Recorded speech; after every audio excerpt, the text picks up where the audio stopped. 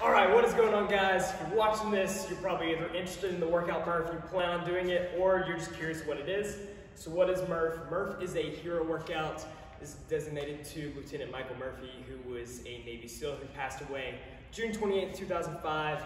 He was killed in action over in Afghanistan. If you've seen The Lone Survivor, he's in it. He's the one who radios back to their base and gets the Chinook to come on in, and he paid the ultimate sacrifice. So we do this workout every year in honor of him, and this is probably one of the most famous CrossFit workouts, if you consider it a CrossFit workout, because a lot of people across all sorts of fitness aspects complete this workout.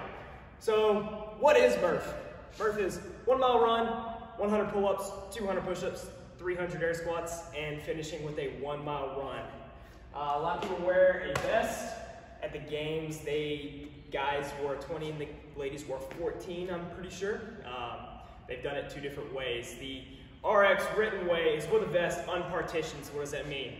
You do your run, then you knock out all 100 pull-ups, all 200 push-ups, all 300 air squats, then you finish that 1 mile run. That's the only way I've done Murph to my knowledge. So this year I may do it partition, which partition, a lot of people do it. They knock out that mile run, then they do like 10 rounds of 10 pull-ups, 20 push-ups, 30 air squats, or they do 20 rounds, 5 rounds, etc. Whatever their gym prescribes. Let's talk about the standards. So big thing, guys, getting that chin over the bar on the pull-ups. I don't think many people have an issue or have many questions about this, but whether you're doing strict, kipping, or butterfly, making sure that chin gets over the bar every time.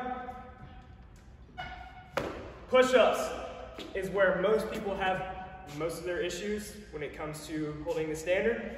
So unless you're doing hand release or non-hand release, that chest touches the ground every time, locking all the way out at the top. We don't want to worm these up and down.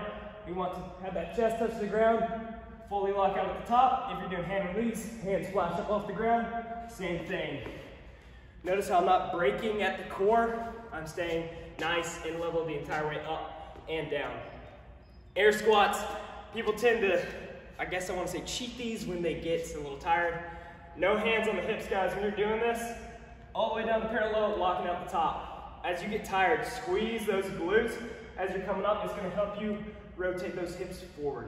So, another thing about rotating the hips forward, if you watched any of Andrew Hiller's or anybody that was evaluating quarterfinals, you'll see a lot of the guys had issues with pistols. It's because they kept keeping their eyes down, their chins down, which was naturally making their hips break. Keep your eyes forward on the way up. You'll lock out those hips a lot more naturally. Then we finished with that 1 mile run. Scaling for this, guys, obviously knocking down the reps. So you can either cut it down to half, whatever it needs to be. You can do this in a team workout, which we've done this before. It's a whole lot of fun. Still sucks, still a very difficult workout, but any way you attack it's going to be pretty challenging, I'll just say that.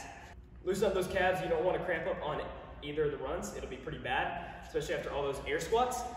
Spend a lot of time warming up the lats, rolling them out, loosen up our pecs as much as possible, because you got 200 push-ups and 100 pull-ups.